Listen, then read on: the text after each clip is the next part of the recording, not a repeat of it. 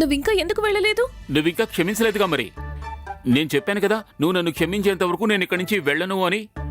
వెంకటేశ్వర, క్షమాపణ క్షమాపణ అని చెప్పి నువ్వు నా బుర్ర అంతా తినేస్తున్నావు. నీ క్షమాపణ కంటే అమ్ము భోజనం చెయ్యడమే నాకు ఎక్కువ ముఖ్యం.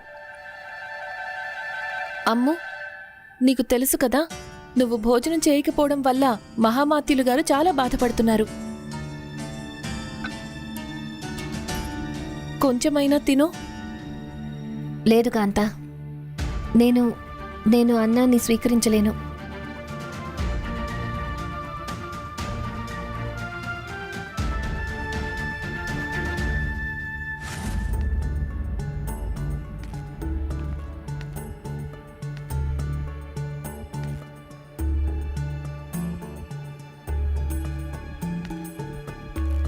ఇలా చూడు అమృపాలి గారు, అమృపాలి గారు, తమరు ఉపవాసం ఉన్నారు కదా. తమకు ఉపవాసానికి అర్థమేంటో తెలుసా? నేను చెప్తాను. ఉపవాసానికి సరైన అర్థం ఆకలితో ఉండడం కాదు.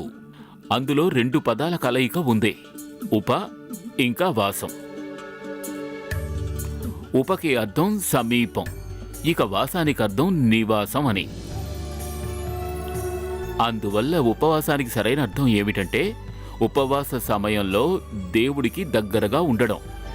ఇప్పుడు మీకు ఒక విషయం తెలిసే ఉంటుంది, మనందరిలోనూ ఆత్మ ఉంటుంది. దానిని సంరక్షించేందుకే దేవుడు మనందరికీ తనువుని ఇచ్చాడు. ఈ తనువుకి అవసరమైందేమిటి? భోజనం. ఒకవేళ ఆత్మకు భోజనం లభించలేదంటే అప్పుడు ఆత్మ కష్టపడుతుంది కదా. ఆత్మ భగవంతుని యొక్క అంశ కదా. సరే చెప్పండి, కృష్ణుడు ఎవరు? భగవంతుడు. ఆ భగవంతుడు ఏం చేస్తాడు? ఆ దేవుడు మనల్ని చూసుకుంటాడు తల్లి వలె. సంతానం ఆకలితో ఉంటే తల్లి ఎంతో బాధపడుతుంది కదా.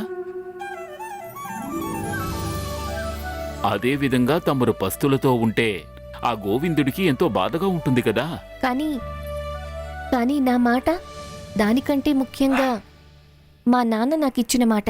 పూర్తవుతుంది, అవశ్యం పూర్తవుతుంది. ఆ నెమలి పింఛాన్ని తిరిగి తీసుకొచ్చి అప్పగించే బాధ్యత నాది.